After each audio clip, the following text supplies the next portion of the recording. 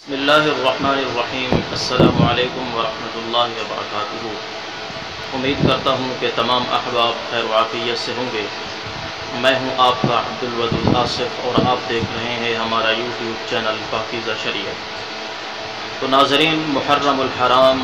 مقدس معظم مہینہ شروع ہو چکا ہے، اور یہ وہ مقدس اور معظم مہینہ ہے کہ قرآن مقدس کے اندر اللہ رب العزت نے اس مہینہ کی فضیلت بیان فرمائی کہ اللہ رب العزت نے فرمایا ان عدت الشہور عند اللہ 12 شہرا فی کتاب اللہ یوم خلق السماوات والارض منها 4 حرم، کہ اللہ رب العزت کے نزدیک مہینوں کی گنتی 12 ہے، اور ان 12 مہینوں میں سے اللہ رب العزت نے 4 مہینوں کو حرمت والا، عزت والا بنایا ہے۔ ان 4 ماہ میں سے یہ محرم الحرام بھی ایک مہینہ ہے کہ جس کو اللہ نے حرمت اور عزت والا بنایا ہے۔ اس کی حرمت اور عزت کس انداز میں کرنی چاہیے کہ اس کے اندر جنگ و جدال، لڑائی جھگڑا، گالی گلوچ اور لغویات سے اپنے آپ کو محفوظ رکھا جائے، اور عبادات الہیہ کے اندر اپنے آپ کو مصروف کیا جائے۔ اور کچھ لوگ ایسے، ہمارے بعض سادہ لوگ، مسلمان بھی ایسے ہیں جو کلمہ پڑھتے ہیں، سادہ لوگ ہیں، اور وہ محرم الحرام کے اندر ایسے ایسے کام کرتے ہیں کہ جن کا شریعت کے ساتھ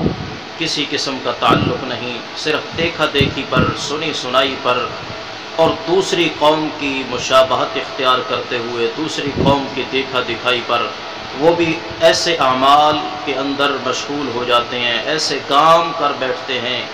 کہ جن کی وجہ سے انسان گناہگار اور مجرم ہو جاتا ہے۔ تو ان کاموں میں سے آج کی اس ویڈیو میں ہم آپ کو 3 کام بتائیں گے، 3 بدعتیں آپ کو بتائیں گے کہ جو کفار تو کفار، غیر مسلم تو غیر مسلم، ہمارے سادہ مسلمان بھی ان کاموں کے اندر ملوث ہو چکے ہیں، اور ان کو پتہ نہیں کہ ہم یہ کام کیا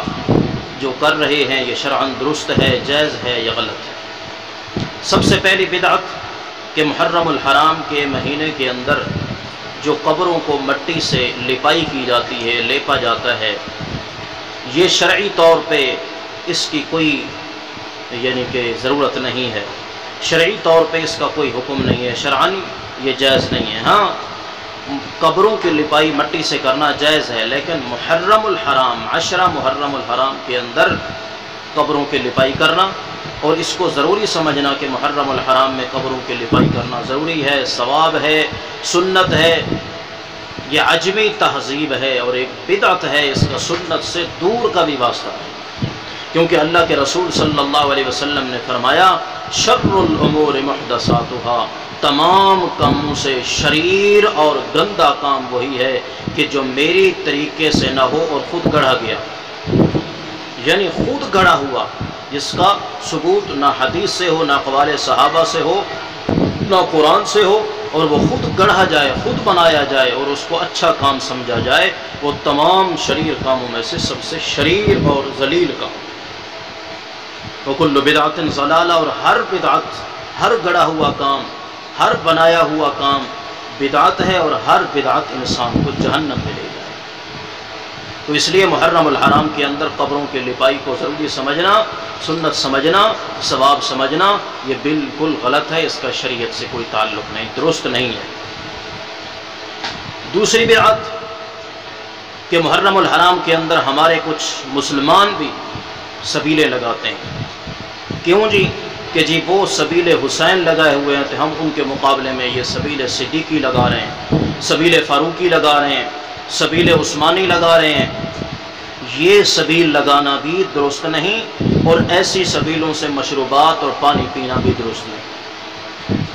کوئی انسان یہ کہہ سکتا ہے کہ جی ہم پانی پلا رہے ہیں، بھائی پانی پلانا باعث ثواب ہے، مگر اس 10 محرم الحرام کے اندر سبیل لگا کر پانی پلانا یہ اس لیے نہ درست ہے، اس لیے حرام ہے کہ یہ مشابہت کی وجہ سے، کہ ادھر سے غیر مسلم بھی سبیل لگائے ہوئے ہے، وہ بھی سبیل حسین لگا کے بیٹھا ہوا ہے، اور ادھر سے یہ مسلمان کلمہ پڑھنے والا بھی سبیل صدیقی، سبیل فاروقی لگا کے بیٹھا ہوا ہے، مشابہت آ رہی ہے، اس مشابہت کی وجہ سے یہ حرام ہو، یہ سبیل لگانا بھی حرام ہے اور سبیل سے پانی پینا بھی حرام ہے، کیونکہ رسول اللہ صلی اللہ تعالی علیہ وسلم نے فرمایا من تشبہ بقوم فہو منہم، جو کسی قوم کے ساتھ عملی طور پہ کسی لحاظ سے اس کی مشابہت اختیار کرتا ہے فہو منہم، وہ انہی میں سے۔ اس لیے اس حدیث پاک کے پیش نظر ماہ محرم الحرام کے اندر پانی کی سبیل لگانا، مشروبات لگانا، پانی پلانا، چاہے نام تبدیل کر کے، لیبل تبدیل کر کے کہ سبیل حسینی نہیں، سبیل صدیقی ہے، فاروقی ہے، عثمانی ہے، یہ جس طرح وہ سبیل حسینی درست نہیں، حرام ہے، پینا ناجائز ہے، اسی طرح یہ سبیل اس نام کی لگانا بھی درست نہیں، اور اس سے پانی اور مشروب پینا بھی درست نہیں۔ تیسری بدعت جو عام طور پہ رائج ہو چکی ہے وہ یہ ہے کہ 10 محرم الحرام کو مرد بھی قبرستان کے اندر جاتے ہیں، عورتیں بھی قبرستان کے اندر جاتے ہیں، اور قبرستان بازار بنا ہوا ہوتا ہے۔ مرد تو جا سکتے ہیں، مردوں کے لیے قبرستان کے اندر جانا جائز ہے، مگر عورتوں کو قبرستان کے اندر جانا آیا یہ جائز ہے یا نہیں؟ ایک مرتبہ حضرت نبی کریم صلی اللہ تعالی علیہ وسلم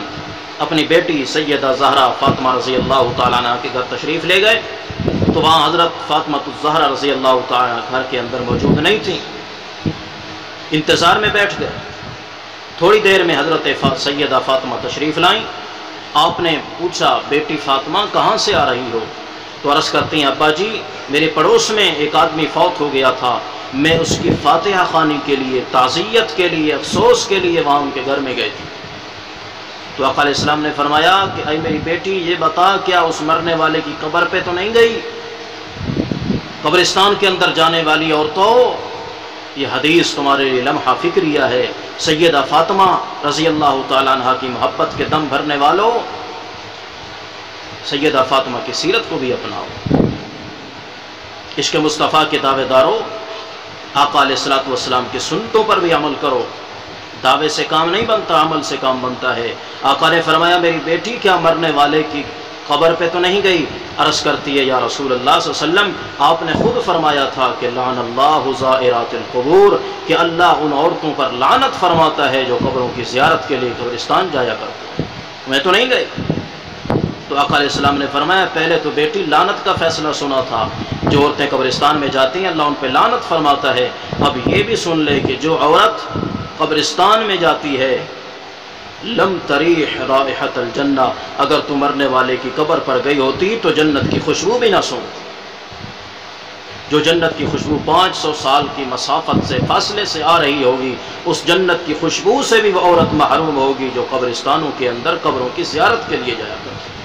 تو اس لیے محرم الحرام کے اندر عورتوں کا قبرستان کے اندر جانا شرعی طور پہ بالکل حرام ہے۔ جو عورت قبرستان کے اندر جاتی ہے، قبروں کی زیارت کے لیے جاتی ہے، وہ ایک نمبر پہ لعنت کی مستحق ہے، اور دوسرے نمبر پہ وہ عورت جنت کی خوشبو سے جو 500 سال کی مسافت سے آ رہی ہوگی اس سے بھی محروم ہوگی۔ دعا ہے کہ اللہ رب العزت ہمیں ماہ محرم الحرام کی قدر کرنے کی توفیق عطا فرمائے، عمل کرنے کی توفیق عطا فرمائے، اور بدعات سے بچنے کی توفیق عطا فرمائے۔ وما علینا الا البلاغ المبین۔